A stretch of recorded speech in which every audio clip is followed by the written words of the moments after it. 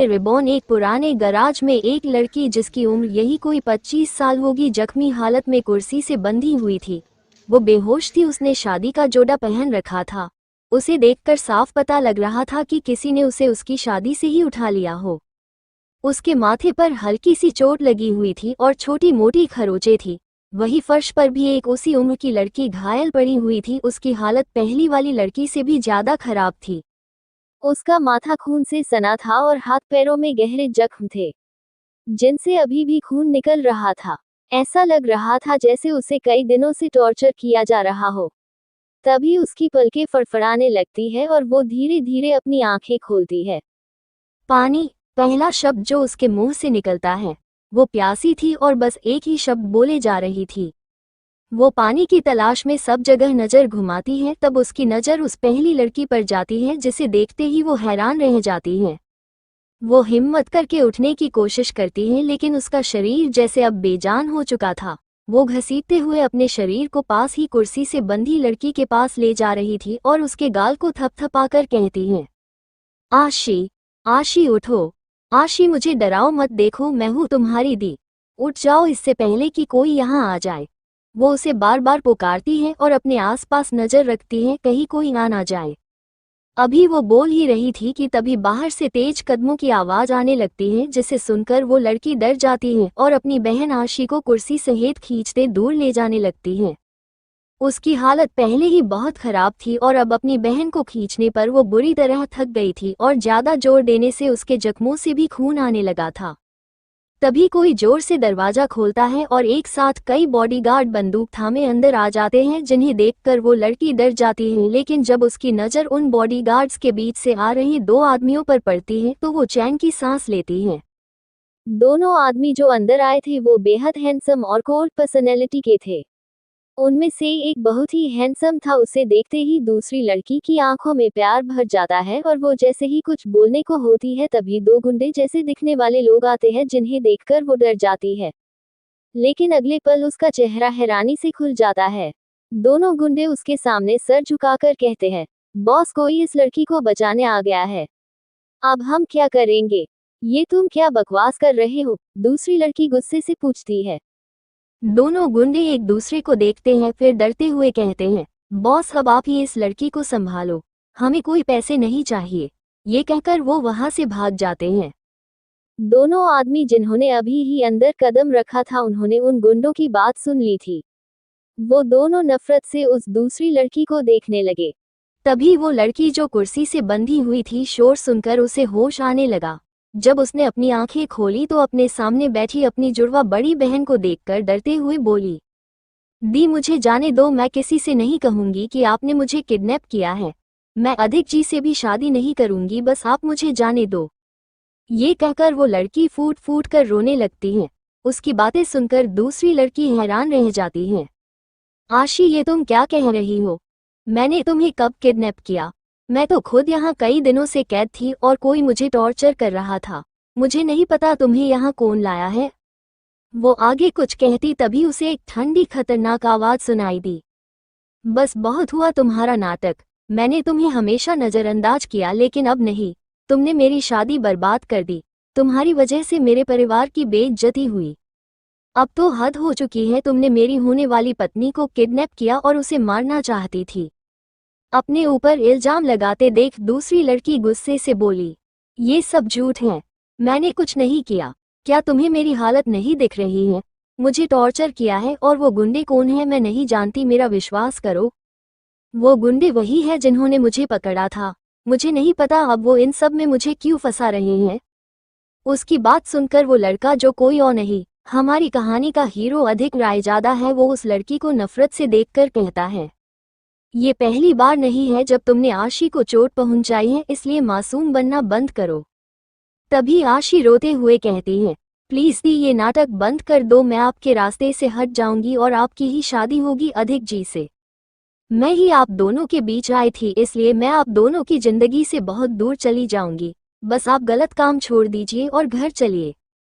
दूसरा लड़का आगे आया और उसने आशी के हाथों पर बंधी रस्सी खोल दी। भाई, मुझे लगा था मैं अब कभी आप सबको दोबारा नहीं देख पाऊंगी। आशी ने उस लड़के को गले से लगा लिया। ये लड़का कोई और नहीं आशी और उस दूसरी लड़की का सगा भाई अभिनव जिंदल है, जिंदल फैमिली का दूसरा बड़ा बेटा। तुम अधिक की जिंदगी से कहीं नहीं जाओगी प्रिंसेस। अगर किसी को जाना है तो वो ये है। तुम तीसरी इंसान नहीं हो क्योंकि अधिक तुम्हें पसंद करता है ना कि इस लड़की को। ये कहते हुए उसने नफरत से दूसरी लड़की को देखा जो उन्हें ही अपनी दर्द भरी आंखों से देख रही थी। बार बार अपने लिए ऐसे इल्जाम सुनकर वो लड़की गुस्से से बौखला जाती है। उसमें पता नहीं कहाँ से इतनी ताकत आ जाती है कि वो तेजी से आशी को खींच लेती है और उसके बालों को अपनी मुट्ठी में भरकर गुस्से से कहती है, मैंने तुझे अपनी बहन समझा था लेकिन मुझे नहीं पता था कि तेरे आने से मुझसे मेरा सब कुछ छिन जाएगा। मेरे मॉम, डैड, भाई और अब प्यार भी। आज मैं तुझे नहीं छोड़ूंगी। दी छोड़ दो, दर्द हो रहा है। आशी अपने बालों को पकड़े रोते हुए कहती है। वो लड़की आशी का सर गुस्से से दीवार पर मार देती है, जिससे उसके माथे से खून पानी की तरह बहने लगता है। अभिनव जिसे कुछ भी समझने का समय नहीं मिला था, अचानक अपनी बहन को खुद से दूर जाते देख और उसके माथे से बहता खून देखकर वो गुस्से से पागल हो गया। रितिका, वो गुस्से से चिल्लाया। तभी गन शॉट की आवाज उस गैराज में गूंज उठी और वो गोली सीधा उस लड़की के उसी हाथ में घुस जाती है जिससे उसने आशी के बाल पकड़े हुए थे। वो लड़की जिसे गोली लगी थी वो अपनी भरी हुई लाल आंखों से उस शख्स को देख रही थी जिसे उसने अपनी जान से भी ज्यादा प्यार किया था। आज उसके ही प्यार ने उस पर गोली चला दी। उस लड़की की आंखों में एक पल को जज्बात उभर आए और इसी में उसकी पकड़ आशी के बालों से ढीली हो गई, जिससे वो भागने की कोशिश करने लगी लेकिन उस लड़की ने फिर से उसे पकड़ लिया। रितिका, मेरी बहन को छोड़ो। दूसरा लड़का जो गन शॉट की आवाज सुन के सदमे में खड़ा था एकदम से चिल्लाता है और भागकर आशी के पास आने लगता है। तभी रितिका उस दूसरे लड़के को देखते हुए और भी ज्यादा ताकत से उसके सर को दीवार पर दे मारती है। आशी की दर्द से चीख निकल जाती है और उसे अपना सिर घूमता हुआ महसूस होता है। इस बार उसकी हालत बहुत खराब हो चुकी थी। अधिक जो रितिका की हिम्मत को देखकर हैरान था वो ट्रिगर दबा देता है। गोली की आवाज फिर से आती है और सब कुछ थम गया। भाई, आशी जिसे अपने बालों पर ढीली पकड़ महसूस होती है तब वो एकदम से रितिका को धक्का देती है और अपने भाई को गले लगाकर रोने लगती है। वही रितिका का चेहरा पीला पड़ चुका था। उसकी हालत पहले ही मरने जैसी थी लेकिन अब बस चंद सांसें बची थी। उसका हाथ अपने सीने पर था जहां से खून की धारा बह रही थी। अधिक के हाथ में गन थी और वो अभी भी बिना भाव के वहां खड़ा रितिका को घूर रहा था। अभिनव की आंखें भीग जाती हैं। आखिर वो उसकी बहन थी जो आज अपनी गलतियों की वजह से मौत के करीब जा पहुंची है। वही अब उस लड़की के सामने अपनी पूरी जिंदगी एक रील की तरह चलने लगी थी। उसके माँ पापा उसे एक प्रिंसेस की तरह प्यार करते थे और सभी भाई उसे अपने बच्चे की तरह केयर करते थे क्योंकि वो सबसे छोटी थी और इसलिए भी क्योंकि वो पहले ही अपनी एक और बेटी बहन को खो चुके थे। लेकिन ये उस दिन से बदल गया जब से उसकी छोटी जुड़वा बहन वापस आई। सबके साथ उसने भी अपनी बहन को बहुत प्यार दिया था और अपनी हर चीज उसे दे दी क्योंकि उसे दुख होता था उसके बीते दिनों के बारे में जानकर। ऐसे ही एक एक करके जो उसका था सब उसकी बहन को मिलता गया। उसके माँ, पापा, भाई, फिर पूरा परिवार और आखिर में प्यार भी। अचानक से वो जोर जोर से हंसने लगी। उसकी हंसी अजीब थी लेकिन उसमें बेहिसाब दर्द और तड़प झलक रही थी। उसे ऐसे हंसते देख अधिक की आंखें सिकुड़ जाती हैं। वही उसके बगल में खड़ा अभिनव जिसने आशी को गले लगा रखा था, एकटक कृतिका को देख रहा था। अपनी बहन को खून से सने देखकर उसका दिल कांप रहा था। वो उसके पास जाकर उसे बचाना चाहता था लेकिन तभी आशी की टूटी हुई आवाज उसे सुनाई दी।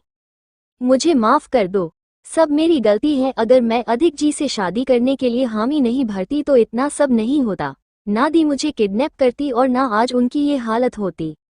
ये कहकर वो अपने भाई का हाथ पकड़े फूट फूट कर रोने लगी। वही ये बात सुनकर अभिनव को जो भाव महसूस हुए थे वो फिर से गायब हो गए। आज तुम अपनी गलतियों और दूसरों को दर्द देने की वजह से इस हालत में हो। क्या अब तुम्हें शांति मिल रही है? क्या मिला ये सब करके? अभिनव खुद को ये पूछने से रोक ना सका, क्या अभी भी उसकी बहन को पछतावा है अपनी हरकतों पर? वो जानना चाहता था। रितिका जो तड़प रही थी लेकिन अभी भी उसके मुंह से एक आवाज नहीं निकली थी, फिर चाहे उसे कितना भी दर्द हो रहा था। वो अपने भाई को देखती है जिनकी आंखों में निराशा और दर्द था। वो मुस्कुराई और बोली, पछतावा है भाई, कोस रही हूँ खुद को। वो रुकी और उसने उन तीनों के भाव देखे, जहां सिर्फ उसके भाई को उस पर अब थोड़ी दया आ रही थी। वो फिर हंसी और बोली, कोस रही हूँ कि क्यों मैंने आप सबको अपना परिवार समझा। जब आप लोग अपनी एक बेटी और बहन को पाकर दूसरी को पूरी तरह भूल गए, वैसे ही काश मैं भी भूल जाती तो आज मेरा अंत ऐसा ना होता। अभिनव उसके जवाब को सुनकर दंग रह गया, लेकिन अगले ही पल उसकी आंखों के सामने वो सभी पल घूमने लगे जब जब उन्होंने उसे नजरअंदाज किया और उसकी कद्र नहीं की। अभिनव को गिल्ट होने लगा। वही रितिका अब अधिक को देखकर बोली, काश कि मैंने तुम्हें अपना ना समझा होता तो मैं तुम्हारे पीछे इतनी पागल नहीं होती। क्यों सभी लड़कों को वो लड़कियां चाहिए जो उनके लिए कुछ नहीं करती, लेकिन जो उनके लिए अपना दिल निकाल कर रख देती हैं वो उसकी कद्र ही नहीं करते। अधिक जो वही खड़ा उसे देख रहा था, अचानक उसकी आंखों में मिक्सड इमोशंस दिखने लगते हैं। उसे अजीब सी बेचैनी होने लगती है, जैसे कोई अपना उससे दूर जा रहा हो। सभी अपने ख्यालों में खोए हुए थे कि तभी आशी अभिनव की बाहों में झूल जाती है, जिससे उसका भाई और अधिक दोनों उसे संभालने लगते हैं। उन्हें उसके लिए इतना परेशान देख रितिका की आंखों से सभी भाव गायब हो जाते हैं। वो किसी पागल की तरह हंसने लगती हैं। हा हा हा हा हा, अधिक रायजादा। उसने बहुत ही नफरत से इस नाम को पुकारा, जिसे सुनते ही अधिक की आंखों में सख्ती छा जाती है। फिर उसने अपनी नजरें अपने दूसरे बड़े भाई पर की और नफरत से बोली, मिस्टर अभिनव जिंदल, मुझे नफरत है। नफरत है मुझे इस बात से कि मुझे आप जैसा भाई मिला जिसे सच क्या है और झूठ क्या है वो भी नजर नहीं आता। उसके शब्द जैसे अभिनव के सीने को छलनी कर रहे थे। रितिका की नफरत भरी नजर अब अधिक पर थी। उसने एक एक शब्द पर जोर देते हुए कहा, तुमने आज मेरे उस दिल पर वार किया है जो तुम्हारे लिए धड़कता था। लेकिन आज से और अभी से मैं रितिका जिंदल तुमसे इस दुनिया में सबसे ज्यादा नफरत करती हूँ। इसी के साथ उसने अपनी आखिरी सांस भी छोड़ दी। अभिनव ने आशी को अधिक के पास छोड़ दिया। वो रितिका के पास आया और रोने लगा। वही दूसरी दुनिया में नॉवेल पूरी पढ़ते ही एक लड़की ने उसे बंद करके दूर फेंक दिया और अपनी असिस्टेंट को घूरते हुए बोली, इसलिए तुम इस नॉवेल को पढ़ते हुए इतना हंसती थी क्योंकि इसका विलेन कैरेक्टर मेरे नाम पर है। ये सुनकर उस लड़की की असिस्टेंट डरते हुए बोली, बॉस मैं तो इसलिए हंसती थी कि कैसा कैरेक्टर है। अगर आप इस लड़की की जगह विलेन होती तो इसकी जैसी बेवकूफ़ी कभी नहीं करती हैं। ये कहकर उसने अपने दांत दिखा दिए। उस लड़की ने उसे और घूरा और बिना भाव के बोली, सही कहा, अगर मैं वो वाली रितिका होती तो मरते हुए भी उन सभी को साथ खींच लेती। ऐसे बेकार परिवार के पीछे क्यों भागना जब आपके पास प्यार करने वाले लोग हैं। फिर भी ये लड़की विलेन नहीं बल्कि बेवकूफ़ थी। आपने बिल्कुल सही कहा बॉस। वो अभी आगे कुछ और कहती कि तभी उसके फ़ोन में एक मैसेज आया और उसने अपनी बॉस की तरफ फ़ोन कर दिया। उस मैसेज को पढ़कर वो लड़की तेजी से उठी और बोली, जल्दी चलो वरना वो लोग हम तक पहुंच जाएंगे। हम दोनों अलग रास्ते जाएंगे जिससे वो हम तक ना पहुंच सके। जी बॉस, असिस्टेंट ने सिर हिलाया और वो दोनों वहां से चली गई। 1 घंटे बाद एक ऊंची पहाड़ी पर वही लड़की बिना भाव के खड़ी थी। उसके बाल हवा में लहरा रहे थे। काले ओवरकोट में वो डेविल क्वीन लग रही थी। उसे घेरे कई हथियारबंद ऑफिसर उसकी तरफ अपनी बंदूक ताने खड़े थे। उनके ठीक बीच में एक बूढ़ा आदमी खड़ा था जिसने आर्मी की यूनिफॉर्म पहनी हुई थी। माफिया क्वीन, आखिर तुम हमारे हाथ लग ही गई। अब आराम से वो डिवाइस मुझे दे दो, वैसे भी उसे गवर्नमेंट के पास होना चाहिए। उसके रहते दूसरे देश के लोग हमसे डरेंगे, इसलिए इस दुनिया से जाने से पहले एक अच्छा काम तो करके जा ही सकती हो। वो लड़की जिसका नाम रितिका था, लेकिन वो एक अनाथ थी मगर बहुत ही काबिल। पूरा अंडरवर्ल्ड उसके काबू में रहता है और हर कोई उससे खौफ खाता है। खौफ हो भी क्यों ना, एक तरफ वो जान लेती है तो दूसरी तरफ वो जान बचाती भी है। उसकी कई पहचान है। उस अधेड़ उम्र के आदमी की आवाज़ सुनकर रितिका पागलों की तरह हंसती है। चीफ, क्या तुम मुझे मूर्ख समझते हो? सरकार को कैसे नहीं पता कि उनका सबसे बड़ा दुश्मन अंडरवर्ल्ड नहीं बल्कि उनके ही दोस्तों के भेष में छुपे हुए हैं। फिर वो चारों तरफ देखती है जहां हजारों की गिनती में एक पूरी यूनिट थी जिनका बॉस ये आर्मी चीफ था जो नौकर सरकार का था लेकिन वफादारी दुश्मन देश से निभा रहा था। तुम्हें लगता है कि अंडरवर्ल्ड पर राज करने वाली क्वीन को पकड़ना इतना आसान है? वो हंस पड़ी। वही उसके इस सवाल भरे तंज को जैसे वो चीफ समझ गया और वो अपने आसपास देखने लगा जहां सभी उसके ही लोग थे। मगर फिर भी डर से उसके माथे पर पसीने की बूंदें झलकने लगी थी। हाँ हाँ हाँ हाँ, यही डर तो अच्छा लगता है मुझे। जब मेरा दुश्मन जीत के करीब पहुंचने की सोचकर जाल में फंस जाता है तो यही डर उसका साथी बनता है। फिर एकदम से उसके भाव बदले और उसने अपने गले में पहना लॉकेट अपने हाथ में पकड़ा और उसके पिछले हिस्से को दबा दिया। जब तक चीफ ने उसकी हरकत देखी तब तक देर हो चुकी थी। वो हंसी और अपनी गूंजती आवाज के बोली, देखो मैं जाते हुए भी कितना अच्छा काम करके जा रही हूँ। अपने देश के गद्दारों को एक साथ मिटा रही हूँ। हाँ हाँ हाँ हाँ हाँ हाँ, उसके ये शब्द वही नहीं बल्कि सभी टीवी चैनल पर गूंज रही थी। क्योंकि वो पहाड़ी जहां सब खड़े थे वहां कई कैमरे फिट किए हुए थे जो क्वीन ने खुद करवाए थे क्योंकि ये पहाड़ी उसकी ही टेरिटरी थी। बूम! तभी एक तेज धमाका हुआ और सब बर्बाद हो गया। Novel world. म्यूजिक की तेज आवाज के बीच एक लड़की जो बार काउंटर पर अपना सिर रखे लगभग बेहोश थी वो धीरे धीरे अपनी आंखें खोलती है। उसका सिर दर्द से फट रहा था और ऊपर से इतनी तेज आवाज सुनकर चिढ़ से उसके माथे की नसें सिकुड़ जाती हैं। वो अपनी बड़ी बड़ी आंखों को कई बार झपकाती है जिससे वो होश में आ सके। जब उस लड़की की आंखें पूरी तरह से खुल जाती हैं तो उनमें हैरानी छा जाती है। मैं तो पहाड़ी पर थी और मैंने उस पूरी जगह को ब्लास्ट कर दिया था। मुझे मरते समय जो दर्द हुआ था वो याद है, वो सब असली था। फिर मैं जिंदा कैसे हूँ?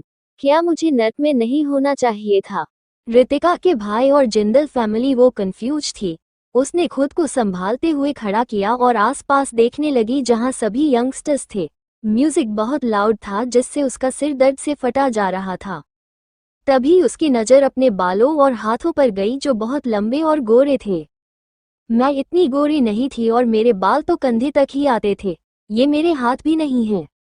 अब जाकर उसे कुछ समझ आता है। वो वहां से गुजर रहे वेटर से वॉशरूम का रास्ता पूछकर चली जाती है। जब वो वॉशरूम में आकर शीशे में खुद को देखती है तो हैरान ही रह जाती है।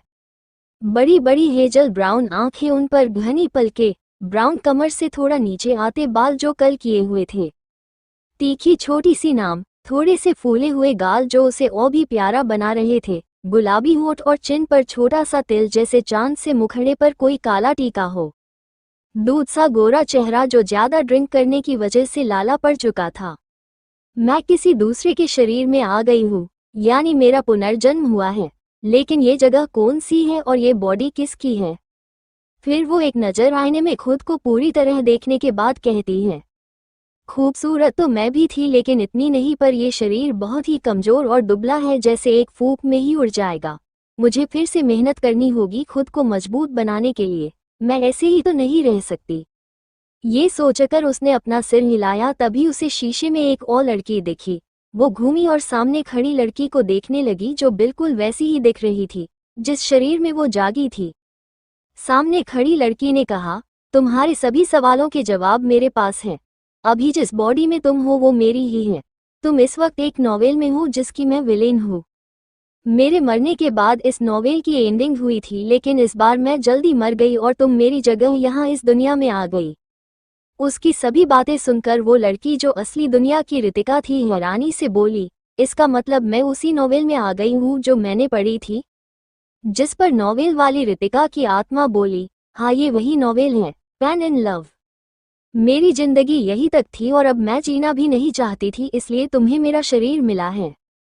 मैंने बहुत गलतियां की है लेकिन मैं दिल से चाहती हूँ कि मेरा परिवार पछताए कि उन्होंने मेरे साथ कितना गलत किया है। उनकी वजह से ही मैं विलेन बनी थी। जब मेरे प्यार ने मेरी ही छोटी बहन से शादी करने का फैसला किया तब मैं सब कुछ छोड़ कर जा रही थी, लेकिन मेरे उस दुश्मन ने मुझे किडनैप कर लिया और टॉर्चर किया। ये भी कम था कि मुझे फिर से फंसा दिया और आखिर में मुझे अपने ही प्यार के हाथों से मौत नसीब हुई। ये कहते वक्त उसके होठों पर एक फीकी दर्द भरी मुस्कुराहट आ जाती है। उसका दर्द रितिका खुद भी महसूस कर पा रही थी, जबकि वो एक पत्थर दिल इंसान थी अपनी पिछली जिंदगी में। मैं बस तुमसे यही वादा चाहती हूँ कि तुम मेरी मौत के पीछे के मास्टरमाइंड को ढूंढ लोगी और उससे बदला लोगी। क्या तुम ये एक वादा मुझे दे सकती हो? ये कहकर नॉवेल वाली रितिका की आत्मा ने अपना हाथ आगे कर दिया। जैसे जैसे उस रितिका के दुख को वो महसूस कर रही थी, रियल दुनिया की रितिका को उसकी सभी यादें मिलती जा रही थी। उसका सिर दर्द से फटने लगा था, लेकिन फिर भी उसने अपना हाथ आगे रख दिया और वादा दे दिया। रितिका की आत्मा मुस्कुराई और बोली, मुझे तुम पर यकीन है, अब मुझे जाना होगा। अब से तुम ही असली रितिका हो और ये शरीर भी तुम्हारा ही है और इससे जुड़े सभी रिश्ते भी। मेरे अपनों से प्यार करना, उन्हें दुख मत देना। इसी के साथ उसकी आत्मा इस दुनिया से विलुप्त हो गई। रितिका का चेहरा भावहीन था। मैंने जब नॉवेल पढ़ी थी तो मुझे तुम बेवकूफ लगी थी, लेकिन अब तुम्हारी यादें मिल जाने के बाद समझ आया तुम बस प्यार की भूखी थी और बहुत मासूम, जिसका हर कदम पर फायदा उठाया गया। लेकिन अब पहले वाली रितिका मर चुकी है और आगे का खेल ये रितिका खेलेगी। हा हा हा हा हा। उसकी हंसी गूंजने लगी, जो आने वाले वक्त में क्या कोहराम लाएगी किसी को नहीं पता था। वही उसी क्लब के बाहर कई गाड़ियां एक साथ रुकती हैं और उनमें से बॉडीगार्ड निकलते हैं। एक बॉडीगार्ड जल्दी से बीच वाली कार का दरवाजा खोलता है, जिसमें से बहुत ही हैंडसम और अट्रैक्टिव पर्सनैलिटी वाला शख्स उतरता है, जिसका ऑरा बहुत ही दमदार था। वो तेजी से उस नाइट क्लब के अंदर चला जाता है। बॉडीगार्ड भी उस शख्स को कवर किए अंदर चले जाते हैं। उसी कार की ड्राइविंग सीट और पैसेंजर सीट से और दो लड़के निकलते हैं। वो भी कम हैंडसम नहीं थे। वो भागते हुए उस शख्स का पीछा करने लगते हैं। रितिका अभी भी वॉशरूम में थी। वो अपने फेस को वॉश करते हुए सोच रही थी कि इस बार नॉवेल वाली रितिका की मौत कैसे हुई थी। जब वो याद करती है तब उसे पता चलता है कि इस नॉवेल का हीरो अधिक सबके सामने रितिका की जगह, जो उसकी मंगेतर थी, उसकी ही छोटी जुड़वा बहन आशी को रिंग पहना देता है, जिससे उसकी सभी के सामने इंसल्ट होती है। लेकिन उस वक्त उसे इंसल्ट होने का बुरा नहीं बल्कि दिल टूटने का दर्द महसूस हुआ था। जब वो अपनी बहन को हटाने के लिए आगे बढ़ती है तो उसके दो भाई किसी दीवार की तरह आशी के आगे खड़े हो जाते हैं। तब उसे पता चला था कि उसके मंगेतर ने ही नहीं बल्कि उसके परिवार ने भी उसे धोखा दिया था। वो पहले से जानते थे कि ये सब होने वाला था, लेकिन उन्होंने उसे कुछ नहीं बताया। बस अपनी एक बेटी की खुशी के लिए दूसरी बेटी की जिंदगी को पूरी दुनिया के सामने तमाशा बना दिया। अपने दिल का दर्द और अपनों का विश्वासघात वो सह नहीं पाई और वहां से भाग गई। वो गुस्से से ड्राइव करते हुए इस नाइट क्लब में आ गई और बार काउंटर पर बैठकर ड्रिंक के साथ उसने कई सारी स्लीपिंग पिल्स खा ली, जिस वजह से उसकी डेथ हो गई। इन सब के बारे में सोचते ही उसकी आंखें गुस्से से लाल हो गई। कितना मतलबी परिवार है। एक बेटी की खुशियों पर पैर रखकर दूसरी बेटी को खुशियां देना चाहते हैं। ऐसे परिवार से तो अनाथ होना बेहतर है। इस वक्त रितिका की आंखों में उस परिवार के लिए घिन और नफरत साफ झलक रही थी। जो भी वो महसूस कर रही थी, ये उसी रितिका के इमोशंस थे। उसने अपनी आंखें बंद की और खुद को नॉर्मल करके बाहर आ गई। जैसे ही वो बार काउंटर के पास आई तो एक परछाई ने उसे ढक लिया। रितिका ने अपना सिर उठाया तो उसकी नज़र एक जाने पहचाने चेहरे पर गई, जिसे उसने असली रितिका की यादों में देखा था। भाई, उसके मुंह से अपने आप ये शब्द निकल गया। उस शख्स ने बिना कुछ कहे उसे अपने सीने से लगा लिया और उसके सर को सहलाने लगा। रितिका, जो पिछले जन्म में एक अनाथ और भावहीन माफिया क्वीन थी, ऐसे अचानक किसी के गले लगने पर उसे अजीब लगा, लेकिन बाद में उसे एक सुरक्षित एहसास महसूस हुई। दो और लड़के आगे आए, उन्होंने भी दोनों को गले लगा लिया। जब रितिका ने उन्हें देखा तो उनकी आंखें नम थी। कुछ समय बाद रितिका उनके साथ कार में बैठी हुई थी।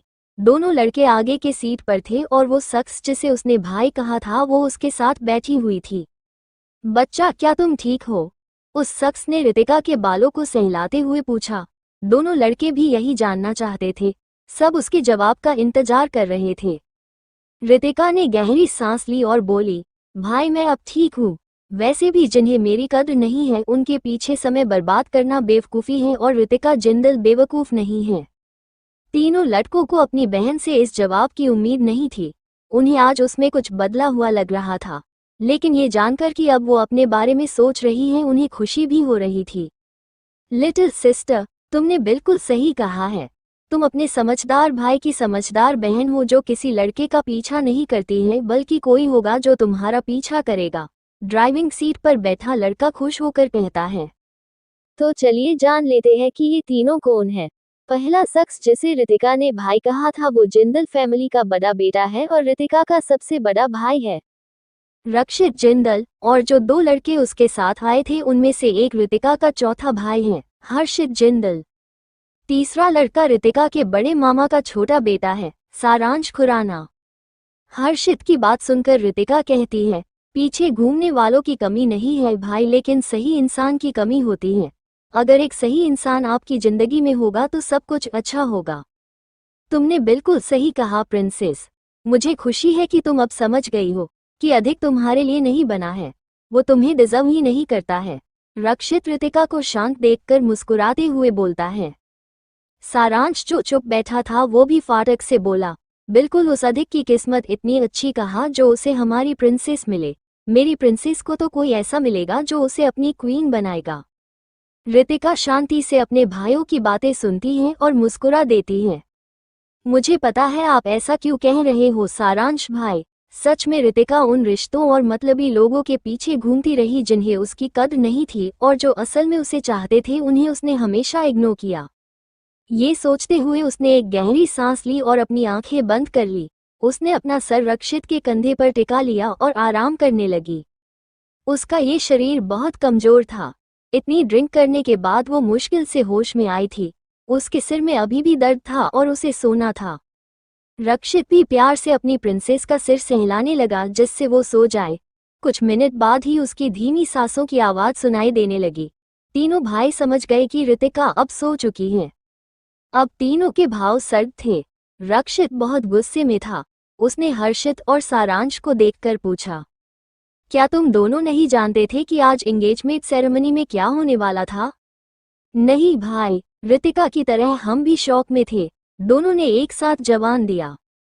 जब जब वो आज के बारे में सोच रहे थे कि उनकी बहन के साथ आज क्या हुआ था तब तब उनका खून खौल उठता था।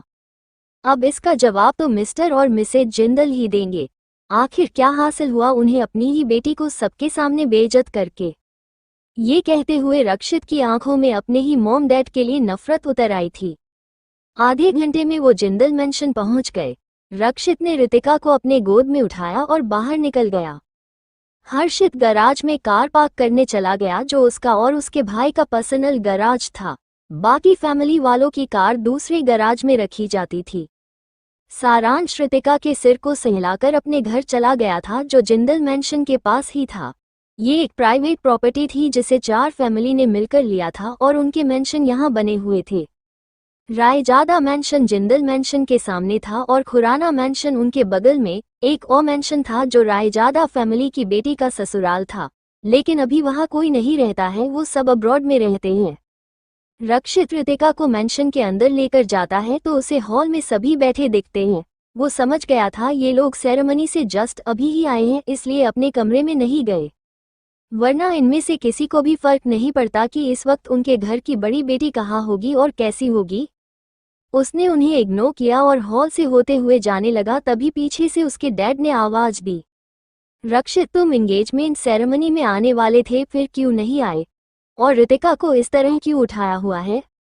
रक्षित उनके सवाल को सुनकर भी पलटा नहीं। वो अपनी सख्त आवाज में बोला, जिसके लिए अब्रॉड से आया था, जब वही वहां नहीं थी तो मैं रुक कर क्या करता, और रही बात मेरी बहन की तो उसके बारे में जानने का हक अब आप खो चुके हो। अपनी बात कहने के बाद वो अपनी लिफ्ट में गया जो सीधा टॉप फ्लोर पर रुकती थी। वही उसका इतना ठंडा जवाब सबको खल रहा था। तभी आशी, जिसकी आंखों से आंसू बहने लगे थे, वो अपने डैड का हाथ पकड़कर कहती है, डैड आज हमने दी के साथ बिल्कुल सही नहीं किया है। आपको अधिक जी की बातें नहीं माननी चाहिए थी। देखिए अब भाई और भी नाराज हो गए, वैसे भी वो मुझे पसंद नहीं करते थे।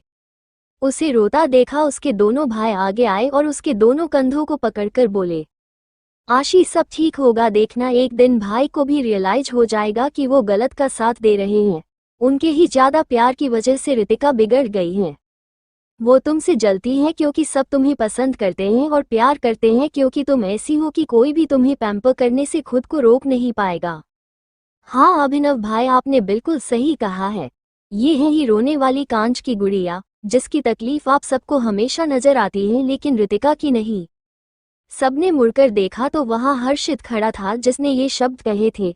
वो अंदर आया और आशी को देखकर बोला, ये सब अंधे और बेवकूफ हैं, लेकिन मैं और मेरे भाई नहीं।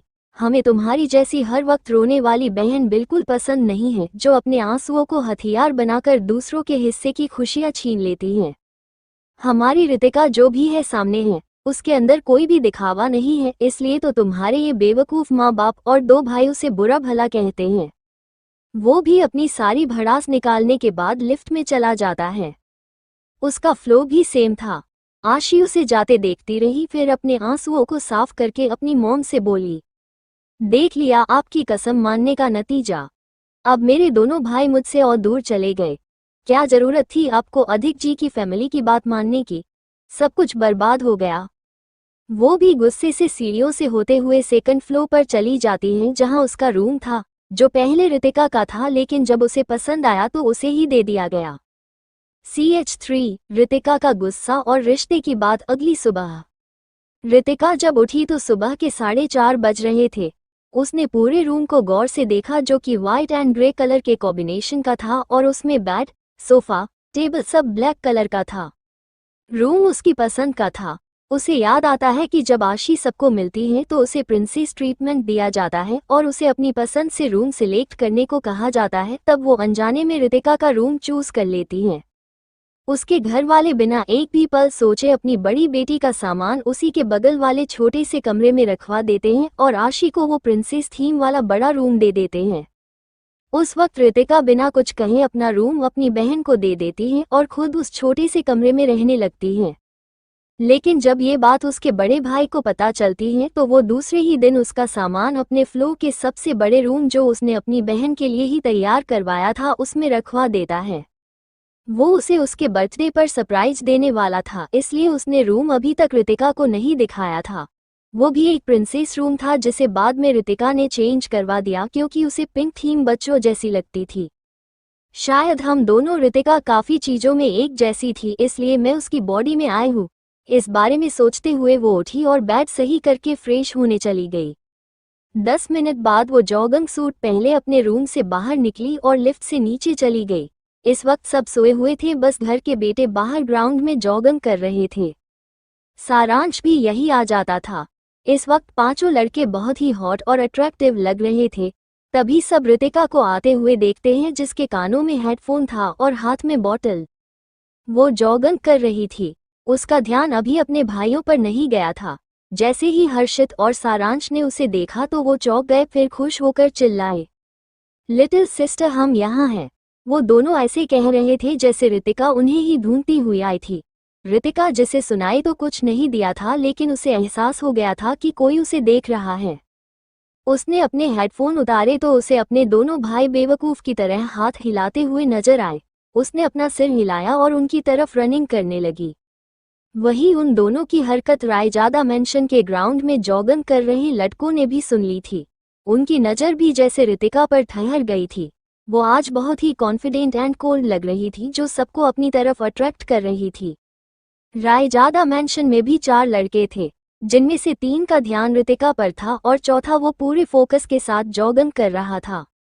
तभी उन तीनों में से एक बोला, यार आफ्टर ब्रेकअप का ग्लो सुना था, लेकिन सगाई टूटने का ग्लो अगर ऐसा होता है तो ये बड़ा ही खतरनाक है। जिस पर दोनों लड़के उसके सिर पर मारकर बोलते हैं, बकवास बंद करो। फिर रितिका को देखकर दूसरा लड़का कहता है, ये सब इस रितिका का कोई नाटक होगा जिससे भाई इसकी तरफ अट्रैक्ट हो जाए और उसे नोटिस करे। जिस पर पहला लड़का भी बोला, ये रितिका बहुत शातिर है, जब इसे लगा कि घी सीधी उंगली से नहीं निकलेगा तो अब वो अपनी उंगली टेढ़ी कर रही है। ये अब इग्नो गेम खेलेगी, जैसे अब ये मूव ऑन हो चुकी है और इसे हमारे अधिक भाई से कोई फर्क नहीं पड़ता।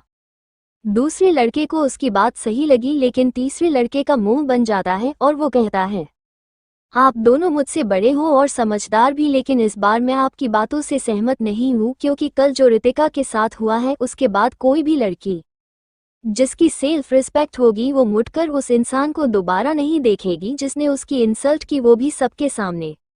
वो फिर से जिंदल मेंशन के ग्राउंड की तरफ देखता है और उन दोनों को छोड़कर वहां से चला जाता है। ये तीनों लड़के रायजादा फैमिली के बेटे और अधिक रायजादा के छोटे भाई।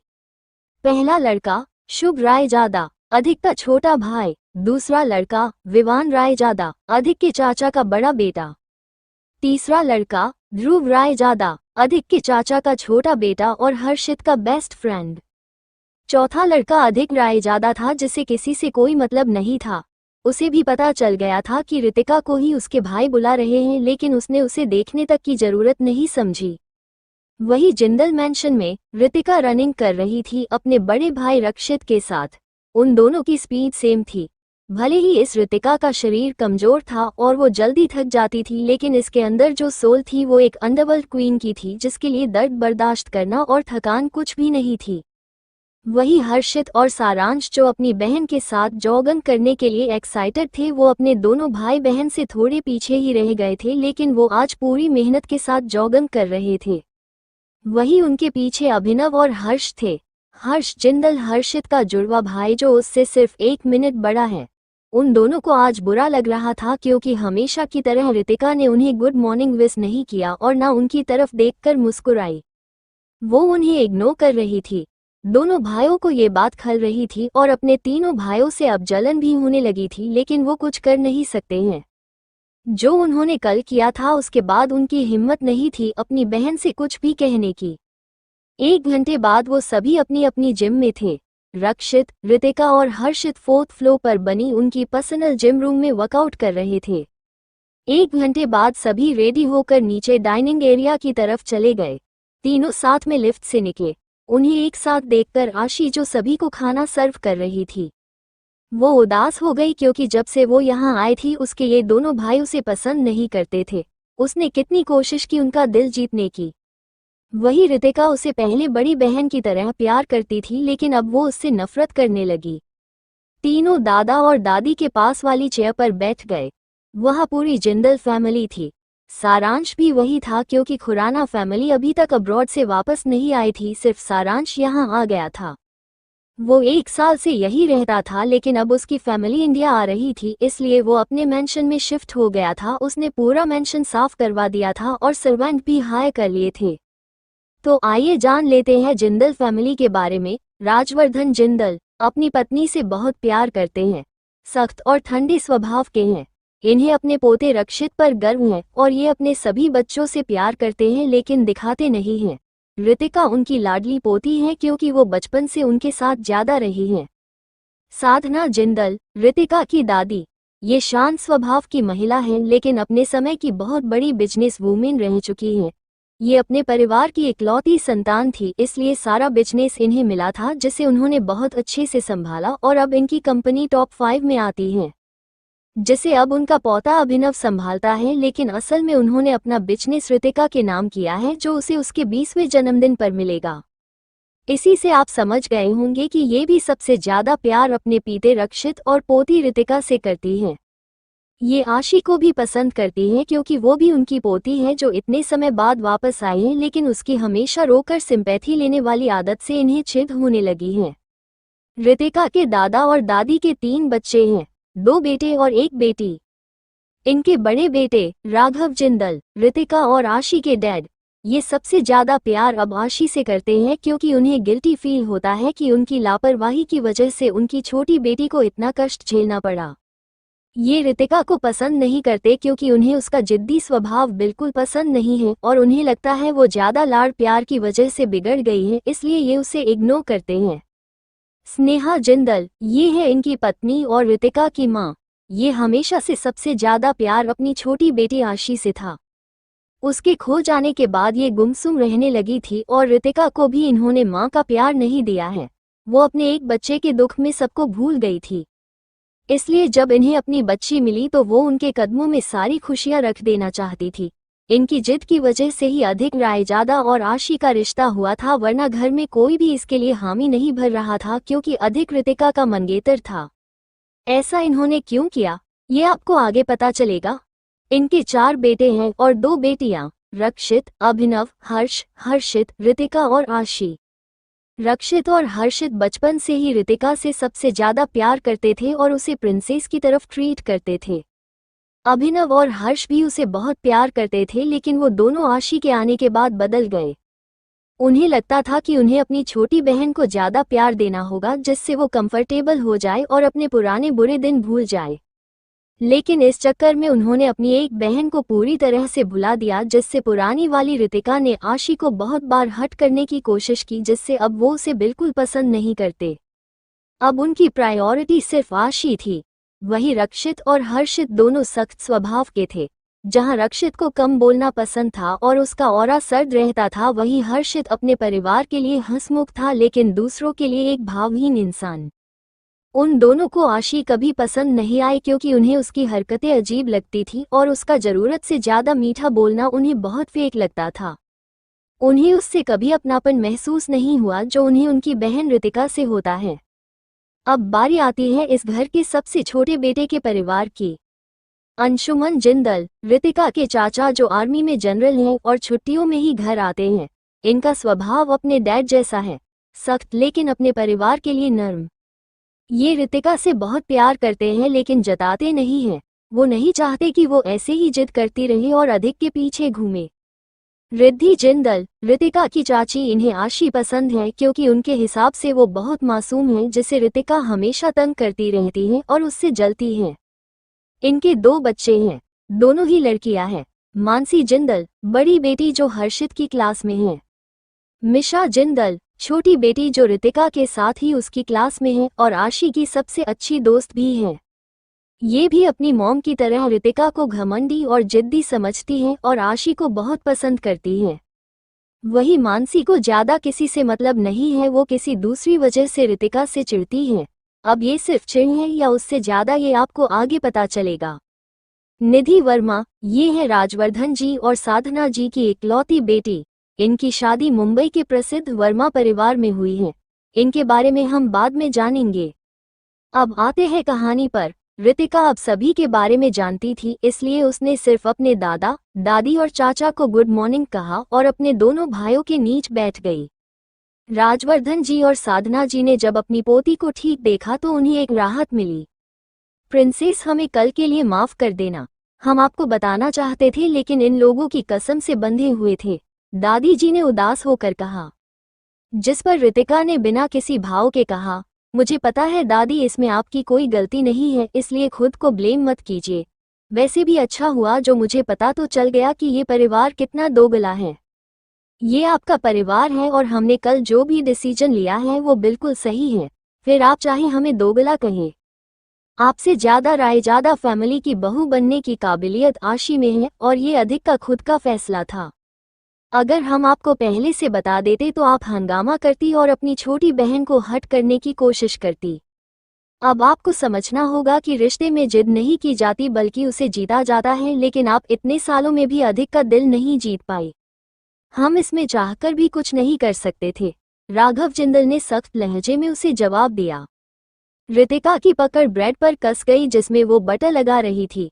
उसने अपनी ठंडी आंखों से सामने वाली हेड चेयर पर बैठे अपने नाम के पिता को देखा और सरकास्म के साथ बोली, मिस्टर राघव जिंदल, ये आपकी ही वाइफ थी जो मुझे एक अच्छी वाइफ बनने की नसीहत देती रहती थी और कहती थी कि मुझे मिस्टर रायजादा का पीछा करना चाहिए, जिससे उन्हें दिखे कि तुम कितने एफर्ट कर रही हो।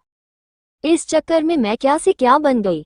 इन्होंने मुझे वाइफ की जगह उनकी नैनी ही बना दिया। सुबह नाश्ता बनाकर लेकर जाओ, उनकी हैबिट क्या है जानो और पीछे घूमो। क्या इन्होंने भी आपको इसी तरह से सेट किया था जो ये मुझे ये सब करने पर जोर देती थी? रितिका, अभिनव चिल्लाया और गुस्से से बोला, वो हमारी मॉम है, तुम ये किस तरह से उनके बारे में बात कर सकती हो? मिस्टर अभिनव जिंदल, आप तो हो ही अपनी मॉम और प्यारी बहन के चमचे। मैं आपको कोई जवाब देना जरूरी नहीं समझती, इसलिए चुप रहिए। वही उसके मुंह से अपने लिए भाई की जगह मिस्टर अभिनव जिंदल सुनकर सबको याद आया कि अभी उसने अपने डैड को भी मिस्टर जिंदल कहकर पुकारा था। राघव जी को भी एहसास हो गया था। अभिनव भी हैरान था, वो अपना सारा गुस्सा भूल चुका था। उसने बेचैनी से कहा, मैं तुम्हारा बड़ा भाई हूँ और वो डैड है हमारे, तुम ऐसे कैसे बात कर रही हो? उसके पूछने पर रितिका बिना भाव के कहती है, आप सच में मेरे भाई और आपके डैड मेरे कोई नहीं है। आप दोनों ही नहीं बल्कि जो मुझे सच में प्यार करते हैं उन्हें छोड़कर अब मेरा किसी से भी कोई रिश्ता नहीं है। उसकी बात सुनकर सबको एक झटका लगता है, लेकिन रक्षित नॉर्मल था। हर्षित और सारांश थोड़े हैरान हुए, लेकिन रितिका की कल की बातों के बारे में सोचकर उन्हें भी सब समझ आ गया। तभी रितिका सख्त लहजे में आगे बोली, मिस्टर अभिनव जिंदल, मुद्दे से मत भटकाए। तो मैं कहा थी, वो सोचने का नाटक करती है, जिस पर सारांश जल्दी से जवाब देता है, इसकी मॉम तुम्हें नैनी बनाना चाहती थी। हाँ, उसने आशी के पास बैठी औरत को देखा और बोली, ये तो चाहती थी कि मेरी आदत लग जाए मिस्टर रायजादा को, लेकिन यहाँ तो इन्होंने अपनी बेटी की ही आदत बिगाड़ दी। मुझे कोई प्यार व्यार नहीं था उस इंसान से, बस एक रिश्ता था जो बनने वाला था, इसलिए मैं किसी पागल की तरह वो सब करती रहती थी। सिर्फ इसलिए क्योंकि उस पहले वाली बेवकूफ़ रितिका को लगता था कि अगर वो अपनी मॉम की बात मानेगी तो वो उसे भी आशी की तरह प्यार करेगी। खैर, रितिका जिंदल अपने रिश्ते पूरे दिल और शिद्दत से निभाती हैं, आगे भी निभाएगी, लेकिन उन्हें जिन्हें वो खुद बनाएगी। अब मैं उस बंधन से फाइनली फ्री हो गई हूँ। मुझे रियलाइज हुआ कि इतने एफर्ट्स का रिजल्ट अगर कल जैसी इंसल्ट है तो ऐसे किसी भी रिश्ते को सीरियसली लेना बकवास है। जैसे ताली दो हाथों से बजती है, ऐसे एफर्ट्स भी दोनों तरफ से करने पड़ते हैं, तभी एक रिश्ता सक्सेसफुल होता है। सच में मिस्टर रायजादा मेरी जैसी कोल्ड और बोल्ड एटीट्यूड वाली लड़की डिजर्व ही नहीं करते, उनके लिए मेरी प्यारी संस्कारी बहन ही बेस्ट है। उसने आखिर के शब्द ऐसे कहे जैसे वो अधिक का मजाक बना रही हो, लेकिन इसके एक्सप्रेशन सीरियस थे, जिससे पता लग पाना मुश्किल था कि उसने की वे में ये बात कही थी। रितिका की बात सबको सही लग रही थी। अब राघव जी को अपनी बेटी के लिए बुरा महसूस हो रहा था। वही मेन एंट्रेंस पर खड़ी रायजादा फैमिली ने भी उसकी सभी बातें सुन ली थी। अभी किसी की भी नज़र उन पर नहीं गई थी। तभी राघव जी रितिका से बोले, तुम्हारे लिए एक रिश्ता आया है। वो मेरे बिजनेस पार्टनर है, उनका बेटा अब्रॉड से स्टडी करके आया है और जल्दी उनके बिजनेस को टेक ओवर कर लेगा। उनकी ये बात सुनकर हर तरफ सन्नाटा छा गया। रितिका ब्लैक कॉफी पीते हुए रुक गई। उसने गुस्से से अपनी मुट्ठी बना ली। वो कुछ कहती उससे पहले ही रक्षित गुस्से से बोला, क्या आप मेरी बहन की कल हुई बेइज्जती के लिए ऐसे कंपेंसेट करने का सोच रहे हैं? अगर हाँ तो आपकी सोच बहुत बहुत घटिया है मिस्टर जिंदल। दादाजी भी गुस्से में थे। उन्होंने टेबल पर हाथ पटका और अपने बड़े बेटे को निराशा से देखकर बोले, आज तुमने हद कर दी है। कल ही अपनी बड़ी बेटी का रिश्ता छोटी बेटी के लिए तुड़वा दिया और अब तुम फिर से मेरी पोती को किसी दूसरे रिश्ते में बांधना चाहते हो। पापा, आप मुझे गलत समझ रहे हैं। राघव जी ने समझाना चाहा, लेकिन दादाजी ने उन्हें हाथ दिखा दिया। तभी तेज तालियों की आवाज आने लगी। सबने उधर देखा तो रितिका के होठों पर एक सर्द मुस्कान थी। वो क्लैप करते हुए मजाकिया नजरों से राघव जी को देख रही थी। पता नहीं क्यों, लेकिन अपनी बेटी की ऐसी नजरों को देखकर उनका सिर अपने आप शर्म से झुक जाता है। मिस्टर राघव जिंदल, मैं गुस्से में हूँ, इसलिए आपको नाम से नहीं पुकार रही हूँ, बल्कि मेरा ये कहने का मतलब है कि आज से ना तो आप मेरे कुछ लगते हैं और ना मैं आपकी। इसलिए मेरी जिंदगी के फैसले अब से आप क्या कोई नहीं ले सकता। अब फैसला सिर्फ मेरा होगा। आपको फिक्र करने की जरूरत नहीं है कि मैं आपके इस घर में बिना शादी के बैठी रहूंगी। डोंट वरी, जैसे ही मेरी लाइफ में कोई मुझसे खुद से भी ज्यादा प्यार करने वाला आएगा, मैं बिना वक्त गवाए उससे शादी कर लूंगी। अगर ऐसा कोई नहीं आया तब भी मैं आप पर बोझ तो बिल्कुल नहीं बनूंगी, लेकिन अब मेरे लिए कौन बेहतर होगा वो मैं तय करूंगी। ना ही मुझे कोई टाइकून चाहिए जिसका बैंक बैलेंस भरा हो या उसकी फैमिली हमारे लेवल पर हो। मुझे सिर्फ अपने लिए एक पार्टनर चाहिए है जो सच्चे दिल से मुझे चाहे, बस एक सच्चा रिश्ता। फिर चाहे वो अमीर हो या ना हो, कोई फर्क नहीं पड़ता। रही बात खुद के शौक की, तो मैं इतनी इंटेलिजेंट हूँ कि मैं खुद कमाकर अपनी ज़रूरत और सभी शौक पूरे कर सकती हूँ। मुझे बस अपनी ज़िंदगी में सुकून चाहिए, ना कोई डील या फिर कॉन्ट्रैक्ट मैरिज। उसने ये इसलिए कहा था क्योंकि जिंदल फैमिली और रायजादा फैमिली के बीच रिश्ता दोस्ती से ज़्यादा फायदे का था। तो क्या रिएक्शन होगा रायजादा फैमिली का? क्या अधिक को फर्क पड़ेगा उसके चेंज बिहेवियर से? आज के लिए इतना ही। आगे जानने के लिए पढ़ते रहिए ये कहानी। Please comment, like, share and review. Thank you for reading smile.